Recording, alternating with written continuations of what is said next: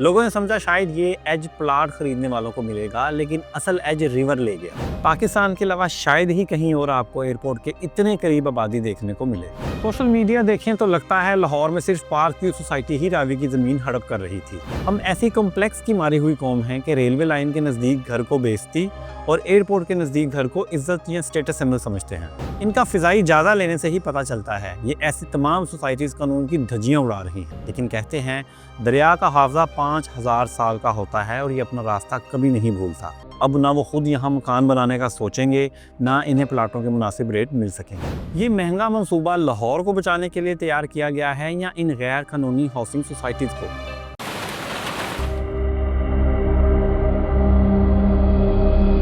किसी ने जाना है तो आज पानी और आ रहा है पीछे से। अस्सलाम वालेकुम, मैं हूँ उमर भट्ट। दोस्तों, कुछ दिन पहले मैं स्कर्दू से हवाई जहाज़ पर लाहौर एयरपोर्ट उतरा। जब जहाज़ टैक्सी करता हुआ टनल की तरफ जा रहा था तो मुझे सिर्फ चंद मीटर दूर एक घर की बालकोनी में बच्चे खेलते हुए नजर आए। पाकिस्तान के अलावा शायद ही कहीं और आपको एयरपोर्ट के इतने करीब आबादी देखने को मिले। फिर मुझे चंद साल पहले अमेरिका का ड्यूलस एयरपोर्ट याद आया। वाशिंगटन डीसी की ज़्यादातर इंटरनेशनल फ़्लाइट्स इसी एयरपोर्ट पर उतरती हैं। जहाज़ से उतरकर मैं गाड़ी में बैठा और बेसब्री से इंतज़ार करने लगा कि मुझे कब वाशिंगटन की रोशनियाँ या बिल्डिंगें नज़र आनी शुरू होंगी। गाड़ी चलती रही, मेरा इंतज़ार तवील होता रहा। तकरीबन पौने घंटे बाद मैं वाशिंगटन पहुंचा। सड़क के दोनों जानिब घने दरख्तों की कतारें वाशिंगटन शहर तक मेरे साथ रहीं। इसका मतलब है तरक्की याफ्ता और समझदार कौमों ने एयरपोर्ट बड़े शहरों से दूर बनाए होते हैं, लेकिन पाकिस्तान में हर समझदारी का काम उल्टा किया जाता है। आपने हाउसिंग सोसाइटीज़ के इश्तिहारों पर लिखा देखा होगा, एयरपोर्ट से सिर्फ 5 मिनट की मुसाफत पर, यानी बाकी दुनिया जहाज़ों के शोर और आलूदगी से दूर भागती है, लेकिन पाकिस्तानी इससे नेमत समझते हैं। हम ऐसी कॉम्प्लेक्स की मारी हुई कौम हैं कि रेलवे लाइन के नज़दीक घर को बेइज्जती और एयरपोर्ट के नज़दीक घर को इज्जत या स्टेटस सिंबल समझते हैं। इस्लामाबाद का नया एयरपोर्ट ही देख लें। गुज़िश्ता 5 साल में इसकी तरफ जाने वाली सड़क के दोनों जानिब गुंजान आबाद शहर वजूद में आ चुके हैं। पाकिस्तान में हाउसिंग माफिया की भूख भी दूसरे माफियाज की तरह ख़त्म होने का नाम नहीं ले रही।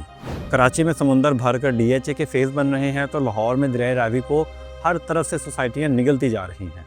आज इस वीलॉग में हम देखेंगे कि दरिया रावी को किस बेदर्दी के साथ ख़त्म करने की कोशिश की जा रही है।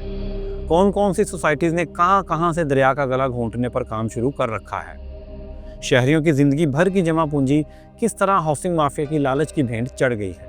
पानी में डूबे मकान अब रहायश के काबिल हैं या नहीं। इस अलमिए पर भी कौन से गिद्ध मज़ीद शहरियों को नोचने की कोशिश कर रहे हैं। क्या सोसाइटीज़ को सैलाब से बचाने के लिए रावी को नाला बनाने की साजिश पर काम शुरू हो चुका है? हर सवाल का तफसीली जवाब जानने के लिए मेरे साथ रहिएगा।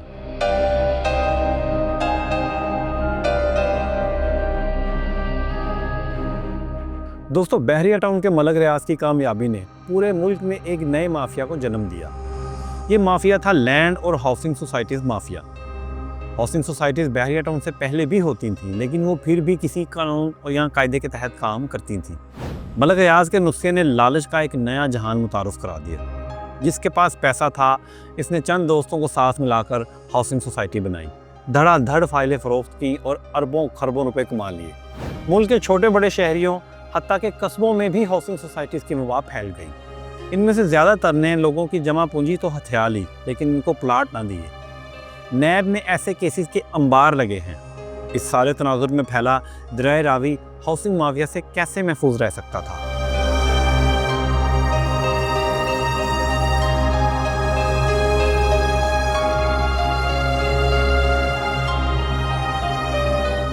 सोशल मीडिया देखें तो लगता है लाहौर में सिर्फ पार्क व्यू सोसाइटी ही रावी की ज़मीन हड़प कर रही थी।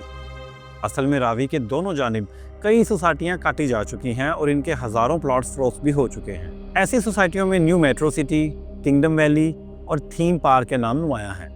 दुनिया भर में मोटरवे पर सफ़र करते हुए एक खुशगवार तजुर्बा दाएँ बाएँ खेत और दरख्त देखकर होता है। न्यू मेट्रो सिटी एक तीर से 2 शिकार करती नज़र आती है। एक जानिब से इसने M2 और M3 के संगम पर खेतों और दरख्तों का वजूद उड़ा दिया और दूसरी जानिब दरिया रावी के ऐन ऊपर तक जा पहुंची। इसके ब्रोशर देखें तो ऐसा लगता है कि शंघाई या पेरिस का नज़ारा चल रहा है। इसी तरह ये किंगडम वैली का मुकाम देखिए, ये भी दरियाई ज़मीन पर कायम एक रिवर फ्रंट शाहकार है। किंगडम वैली का कोई भी इश्तिहार देखें, आपको रिवर फ्रंट होने की तकरार देखने को मिलेगी। इन तमाम सोसाइटीज़ के पास ज़रूरी NOCs होते हैं। पाकिस्तान में NOCs कैसे मिलते हैं ये आप भी अच्छी तरह जानते हैं और मैं भी। इनका फ़िज़ाई जायज़ा लेने से ही पता चलता है। ये ऐसी तमाम सोसाइटीज़ कानून की धज्जियाँ उड़ा रही हैं। इन दोनों सोसाइटीज़ को प्लान करने वालों ने सोचा होगा कि दरिया रावी में क़यामत तक कभी पानी आएगा ही नहीं।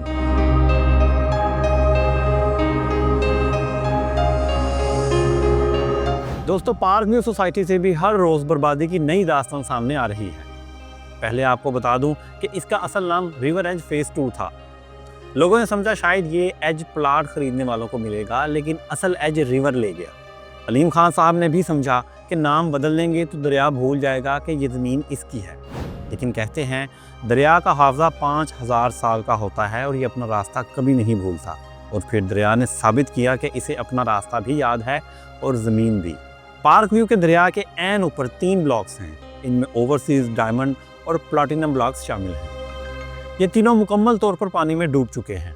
कुछ महीने पहले सोसाइटी ने ऐलान किया कि जो लोग ओवरसीज ब्लॉक में मकान शुरू करेंगे, इन्हें 12.5 लाख रुपए पोजेशन चार्जेस माफ़ कर दिए जाएंगे।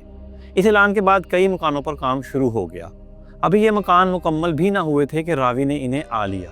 यहाँ 5 मरला प्लॉट की कीमत 35 लाख के करीब थी, जो इस ऐलान के बाद 45 लाख से ऊपर पहुँच गई।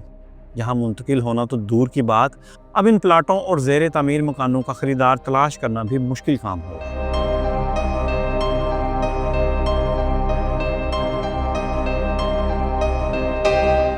दोस्तों, पानी में डूबने वाले मकानों के बारे में मेरी एक सिविल इंजीनियर से बात हो रही थी। उन्होंने बताया कि मकानों में पानी भरने की कहानी यहीं ख़त्म नहीं होती। दरिया का पानी अपने पीछे एक संगीन मसला छोड़कर जाएगा। जब घर पानी में डूब जाएं तो नुकसान सिर्फ दीवारों पर पानी के निशान या फर्नीचर के तबाह होने तक महदूद नहीं रहता। असल ख़तरा इनकी बुनियादों को लाहक होता है। मकान की बुनियाद ही पूरे ढांचे को सहारा देती है। जब पानी बुनियादों तक सरायत कर जाए और ज़मीन को नरम कर दे तो मसला बन सकता है।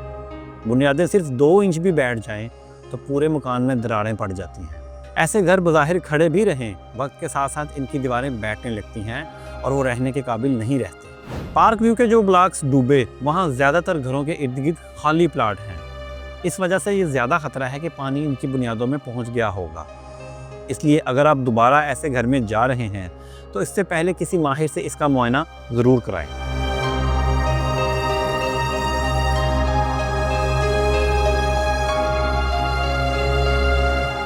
बैरून मुल्क मुकीम पाकिस्तानियों की बड़ी तादाद वापस अपने वतन ही आना चाहती है। इसके लिए वो मुख्तलिफ तरीक़ों से सरमायाकारी करने की कोशिश करते हैं। सबसे मकबूल और आम तरीका प्रॉपर्टी ख़रीदने का है। इनकी डिमांड की वजह से भी लाहौर में हाउसिंग सोसाइटीज़ की भरमार नज़र आती है। ओवरसीज़ के अलावा पाकिस्तान में रहने वाले भी प्रॉपर्टी में इन्वेस्टमेंट को महफूज और ज़्यादा फ़ायदेमंद समझते हैं। लोगों ने इन सोसाइटियों में प्लाटों की सूरत बेतहाशा इन्वेस्टमेंट कर रखी थी। जिनके प्लाट सैलाब की जद में आए, इनकी इन्वेस्टमेंट बर्बाद हो गई। अब ना वो खुद यहाँ मकान बनाने का सोचेंगे, ना इन्हें प्लाटों के मुनासिब रेट मिल सकेंगे।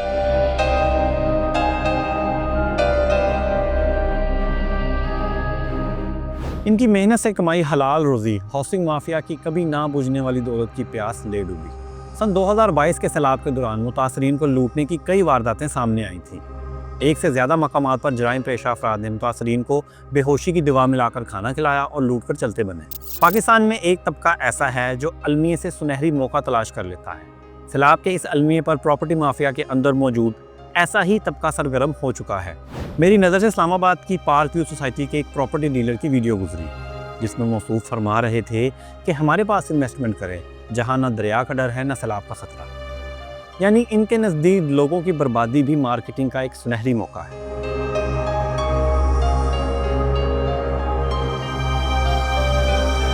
लाहौर में हाउसिंग सोसाइटीज़ सिर्फ दरिया रावी को गायब करने के ही दर पे नहीं, प्लाटों, सड़कों, कमर्शियल एरियाज़ के लिए दरख्तों को भी बेरहमी से काटा जाता है।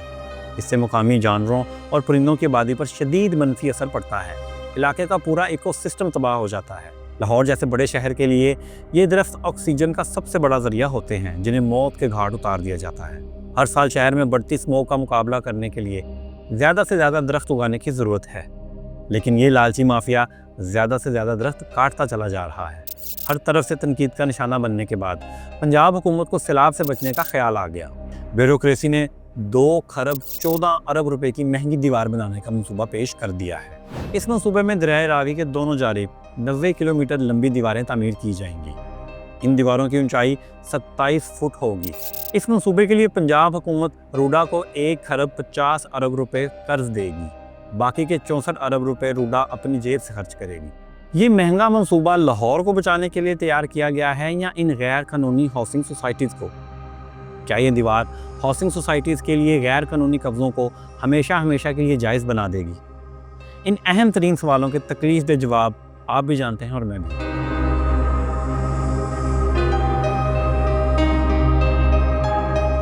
अगर आप देखना चाहते हैं कि दरियाए रावी ने कब्ज़ा माफिया को अपनी हदूद कैसे याद कराई तो यहाँ क्लिक करें। और अगर आप जानना चाहते हैं कि पाकिस्तान में मीडिया कैसे बिकता है तो इस मेहनत तलब रिसर्च से तैयार किया गया वीलॉग देखने के लिए जो आपको यकीनन पसंद आएगा यहाँ क्लिक करें। मेरा चैनल सब्सक्राइब करना ना भूलें और अपना बहुत ख्याल रखें। अल्लाह हाफिज़।